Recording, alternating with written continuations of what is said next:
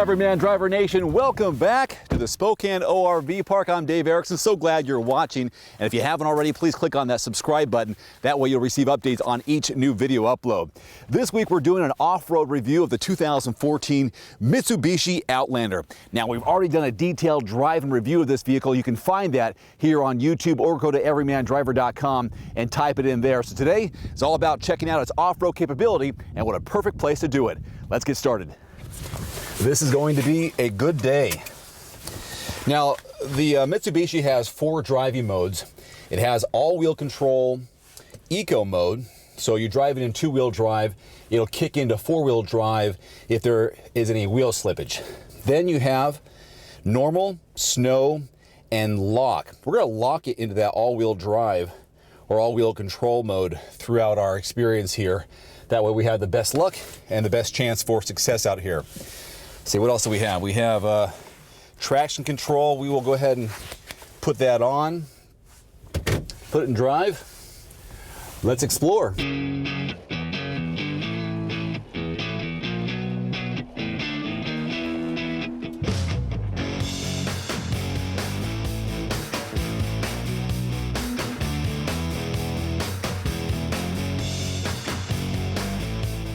The 2014 Outlander comes in 3 trim levels, the ES, SE, which is our trim, and the GT. As far as engine sizes, our trim level has a 2.4 liter single overhead cam, 4-cylinder CVT. Yeah, a CVT. It really whines when you're out on the road.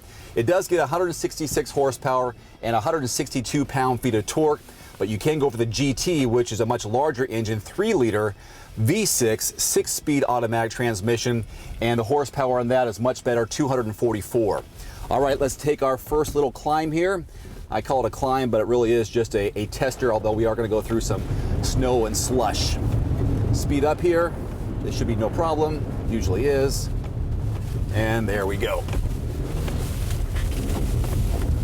Our next little challenge will be driving on a slope to see how the suspension looks and feels. I do this all the time. We have a bunch of little gaps and gullies. Oh, that's a good time to remind us that we have 8.5 inches of ground clearance, although I really didn't feel it right there, and I'm sure you did. You heard it right there too. All right, here's our slope. You all have a good angle based on the cameras of what this looks like. A little more challenging here. Pretty sturdy vehicle. We have 18-inch alloy wheels, all-season tires. Let's go back up on this section here. Whoa, gotta go slow.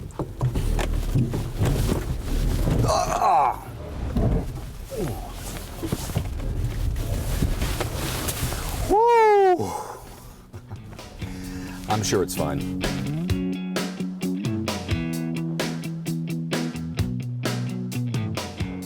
The fuel economy on the Outlander is 24 city, 29 highway. When I tested this back, I think it was in September, I averaged 22 miles per gallon in mixed driving, and that wasn't very impressive.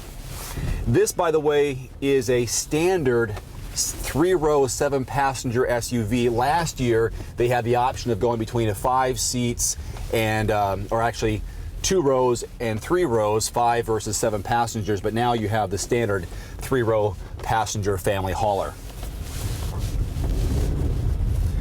For those of you who have been watching my videos, you know my general route here. I try to keep it pretty consistent. That way every off-road vehicle has the same criteria and challenges it faces.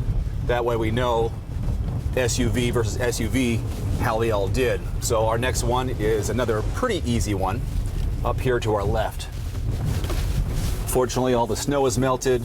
We have a few icy patches, some standing water. Luckily, we have some mud today, so we'll have some fun with that. Here we go.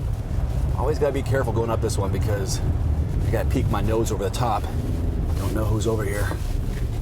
Pretty quiet today. I did see a couple of dogs running wild. Here we go. Love the mud.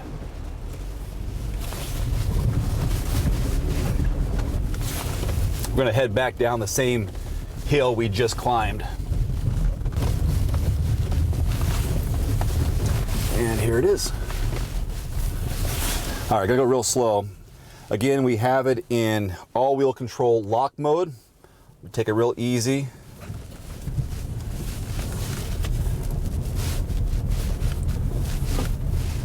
Goes down just fine. That was quite pedestrian.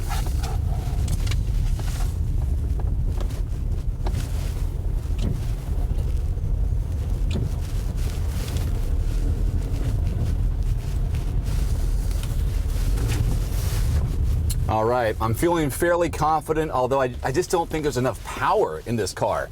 166 horsepower, 162 pound-feet of torque. I don't know, this four-cylinder in the CVT, a little shaky. All right, we will do the same climb we always do, to be fair, and it's across this pond. Now, before I go across this, now we've had some great success in the Honda Pilot. I believe the Sorento did pretty well, and also the Lexus LX 570 did a really good job here. Now, this vehicle's ground clearance is better than most. I believe the Honda Pilot was just under 8 inches, or it was 8.1 inches. Forgive me or correct me. So we got 8.5 inches, which is always the concern on these departure angles, or the approach angle, because you hit it at a certain speed, you can, hit the front fender, and then you're gonna have some problems. So we're gonna go a little bit slow as we approach this climb, because it is a bit of a steep incline right after we leave this pond. So I know speed is important. Go across this water, and I got it. Now here we go. Wheels are spinning. We're not gonna make this one. Oh, that is ugly.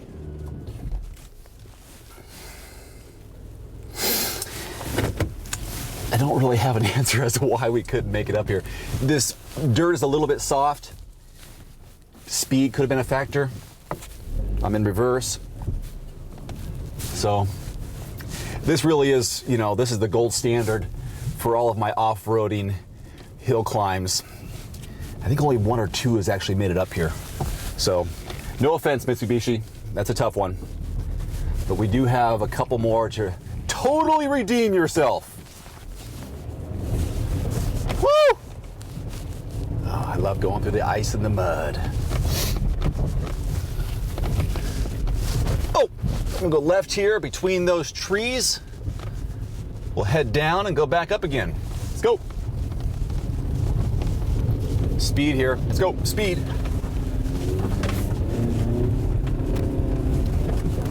Yeah. Now we're talking. Atta boy. There we go. Whoa. Oh. I love it. Whew.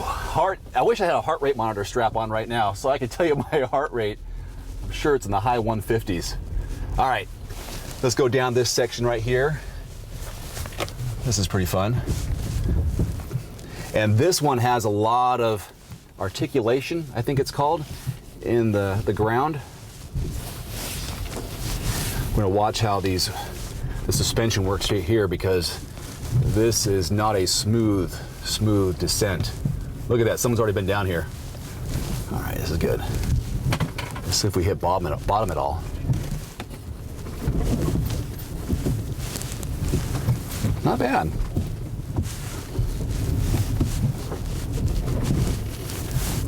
Oh, well done. Cool. I like it. All right. Let's do, we'll go back up this hill. If we can, I'm sure we can. And then we'll go down one more, down and up. Oh. Going kind of fast, but I need to for speed. Oh, this is easy. Oh, momentum is so important. Okay, all right, here's my last one. It's a drop and then a climb. So it's like a V, we're going down and up. Let's see, go through this mud here. Okay, this is usually my last bonus run. See that? See how it goes straight down? We really have to hit it slow, otherwise we will bottom out, which I have done on many occasions. Okay, here it is. This is tough. Okay, 8.5 inches of clearance. Okay.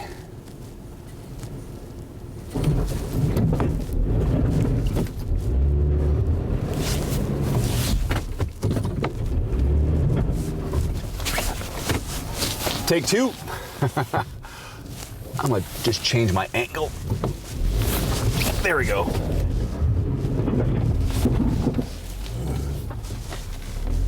Okay. Hey, this is an all-wheel control vehicle. It should be able to handle that, and I'm proud to say it did. Nice work. My heart is racing again. All right, let's wrap this baby up.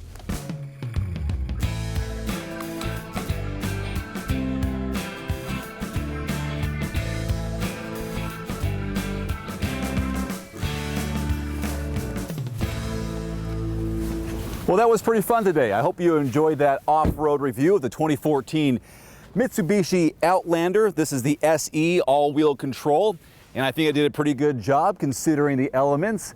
I don't think the ORV park was that challenging today because we didn't have that snow and ice to deal with, but overall, I'd like to hear your opinion. What grade would you give the Outlander on a scale of 1 to 10? Leave your comments below. By the way, we also have an off-road playlist below here on YouTube for other vehicles we've tested out here at the ORV park. Check it out and let us know what you think. Until next time, I'm Dave Erickson with Everyman Driver. Thanks for watching.